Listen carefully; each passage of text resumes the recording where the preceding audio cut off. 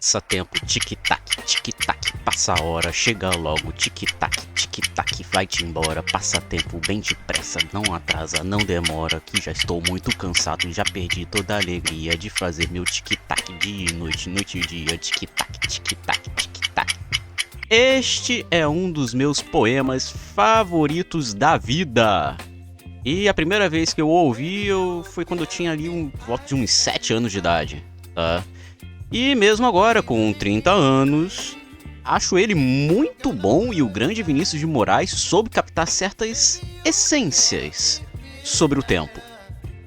Algo que é tão complexo e é o tema do vídeo de hoje.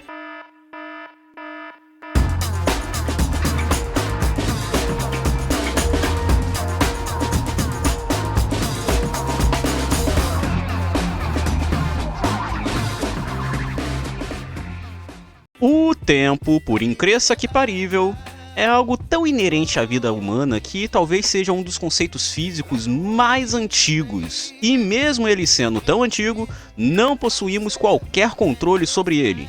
Quer dizer, mais ou menos. Você vai ver isso daqui a pouquinho. Segundo estudos, as primeiras ideias de marcação temporal vieram ainda na pré-história, no chamado Paleolítico, uma fase da nossa história que durou cerca de 12 mil anos. Naquela época, a principal marcação temporal se devia à diferença entre dia e noite, então era uma coisa bem rudimentar, né?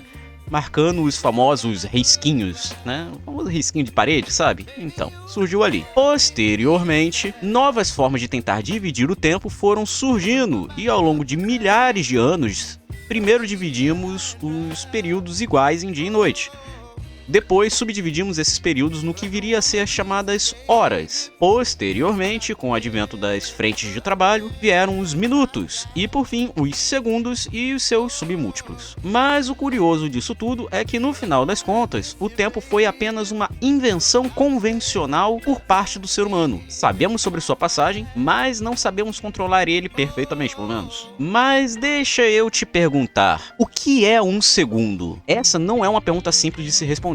A definição moderna de segundo seria a duração de 9 bilhões 192 milhões 631.770 períodos da radiação correspondente à transição entre dois níveis hiperfinos do estado fundamental do átomo de Césio 133 a 0 Kelvin. Na prática, quando um átomo de Césio 133 passa de um nível de energia para outro dentro do estado fundamental, devido à emissão de radiação, ele leva 1 sobre 9 bilhões 192 milhões 631.770 do segundo, ou seja, essa é a quantidade de tempo que ele leva para emitir radiação.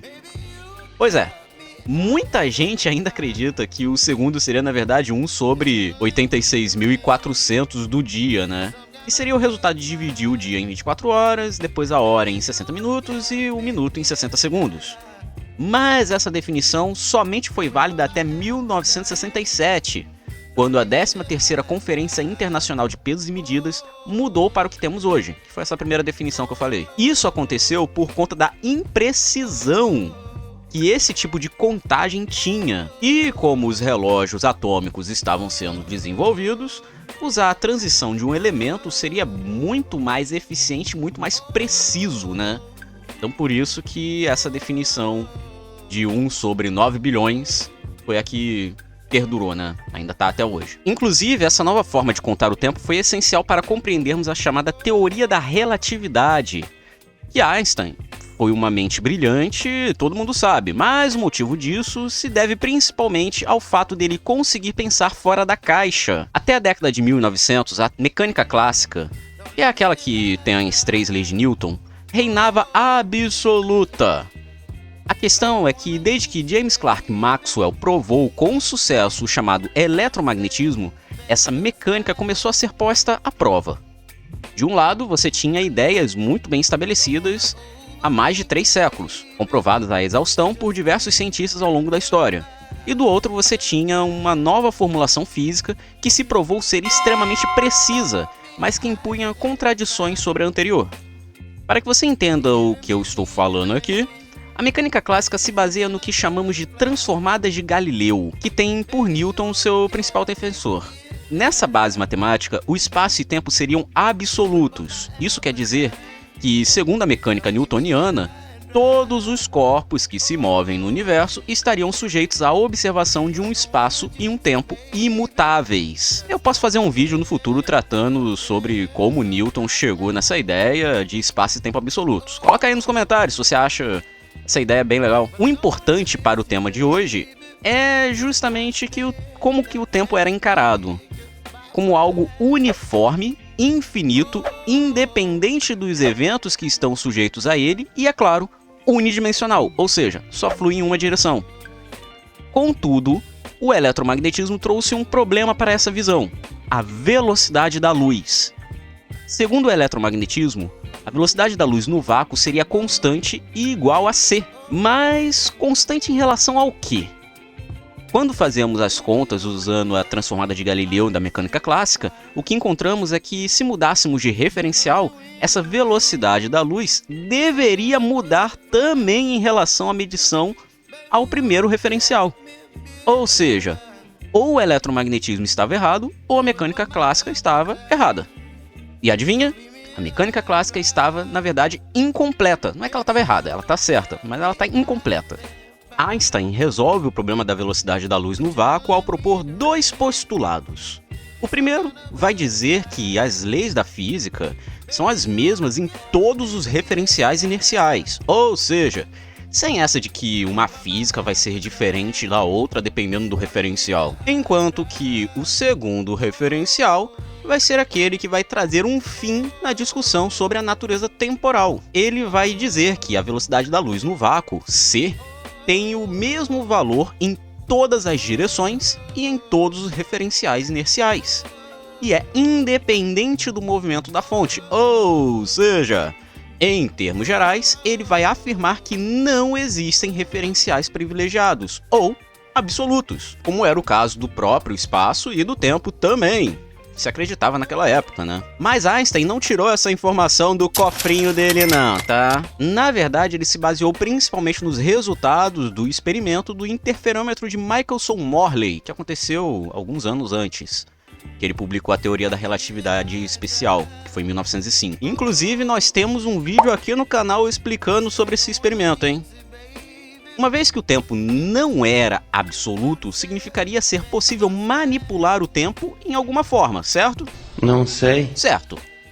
Para isso, fazemos uso de uma nova ferramenta matemática, a chamada transformada de Lorentz, que basicamente faz uso da invariância da velocidade da luz e torna possível determinar o chamado tempo próprio, que seria o tempo que um observador experimenta ao se encontrar em velocidades próximas da velocidade da luz no vácuo.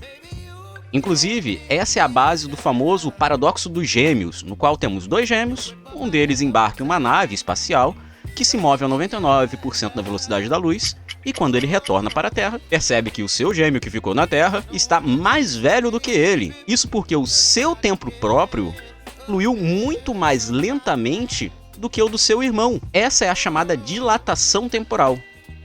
Isso, meus caros, é relatividade especial na sua mais pura essência. O curioso é que em 1915 Einstein ainda vai mais além com a teoria da relatividade geral e propõe que a gravidade resultante da distorção do tecido do espaço-tempo por grandes massas também teria esse mesmo efeito. E adivinha?